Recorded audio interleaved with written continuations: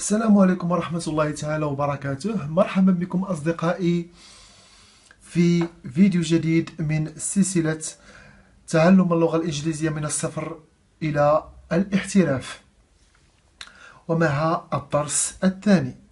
في هذا الدرس سوف نرى محادثة قصيرة وكذلك الأحرف الإنجليزية. لكن قبل البدء لا تنسوا الاشتراك في القناة وتفعيل زر الجرس والضغط على زر لايك. لنبدأ على بركة الله. رمضان رمضان رمضان يا حبيب. أولا المحادثة.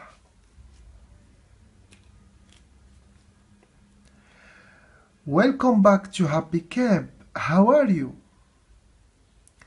Welcome back to Happy Camp. How are you? وتعني مرحبا بعودتكم إلى المخيم السعيد، كيف حالكم؟ Camp، رددوا معي. Camp وتعني مخيم أو معسكر. Happy Camp المخيم السعيد.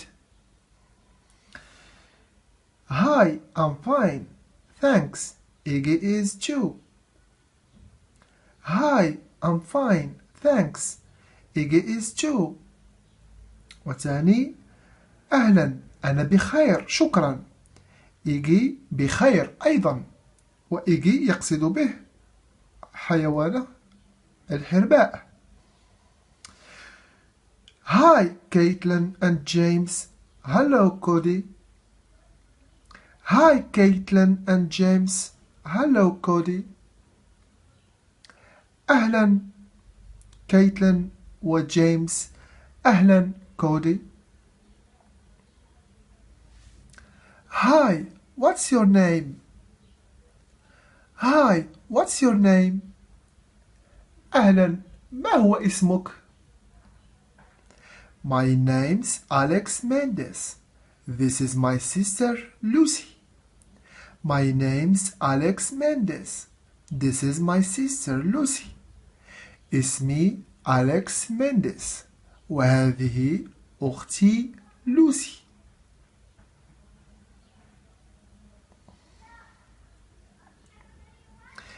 names، هذه الكلمة تتكون من name والحرف s، فهي اختصار ل is. يمكن قول my name is Alex Mendes، وإذا أردنا الاختصار نقول my names، نحذف الحرف I ونضع الفاصلة في الأعلى. names اختصار ل name is. How do you spell Mendes? How do you spell Mendes؟ وتعني كيف تتهجى مينديز. spell تعني تهجي. M E N D E S. M E N D E S. Look, hamburgers and pizza, yummy.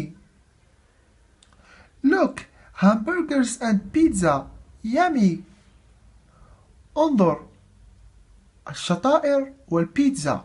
وكلمة يامي تعني لذيذ، تستعمل في أمريكا.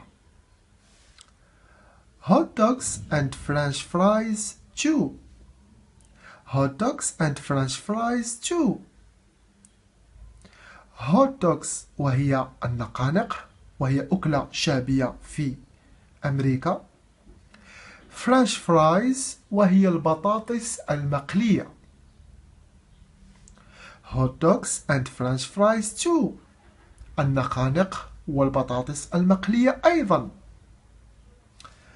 I like peas and carrots. رددوا معي.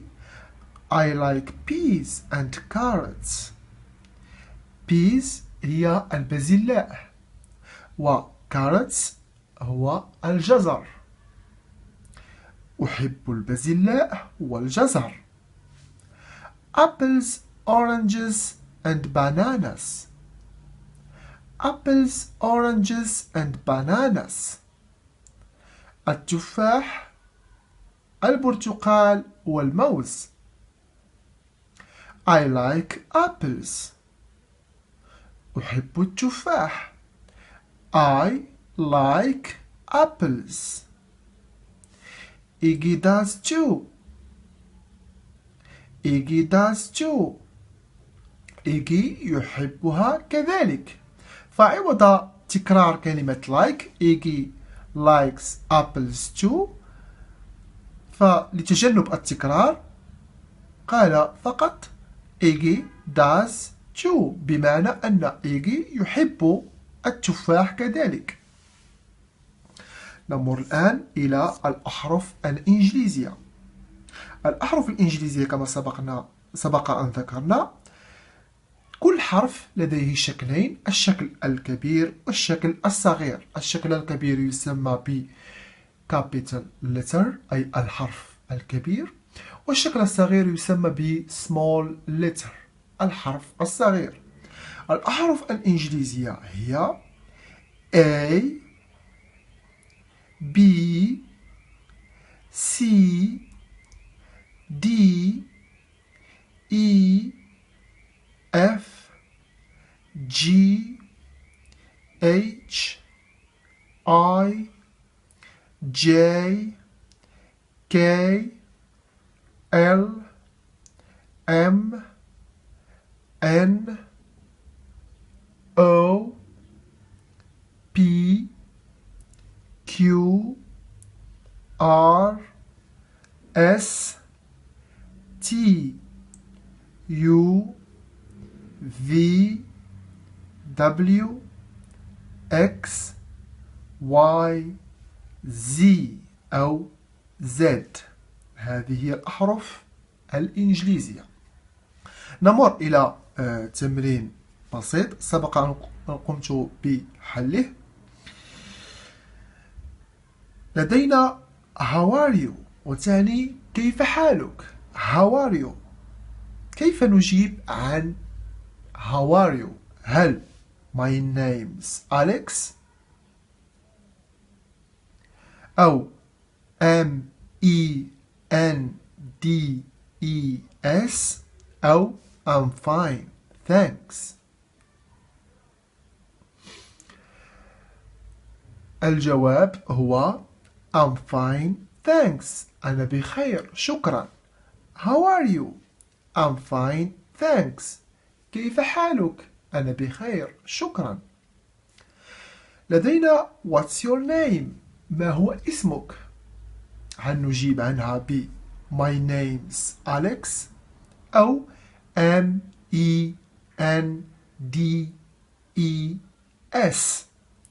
الجواب my name's Alex. What's your name؟ My name's Alex. ما هو اسمك؟ اسمي أليكس.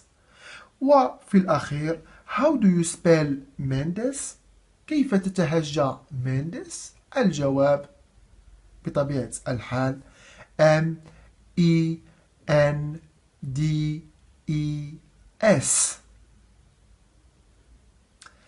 هذه الجملة how do you spell تستعمل عندما لا نفهم مثلا كيف تتهجى كلمة ما أو كيف يتهجى اسمك. فعندما يخبرك شخص عن اسمه ولم تفهم الاسم تسأله how do you spell مثلا جون أو how do you spell براد إلى غير ذلك. هنا لدينا مثال how do you spell happy؟ كيف تتهجى happy مثلا كلمة happy؟ الجواب H A P P Y. هذا كل شيء بالنسبة لهذا الدرس. أتمنى أن تكونوا قد استفدتم. ألقاكم مع الدرس القادم إن شاء الله. إلى اللقاء.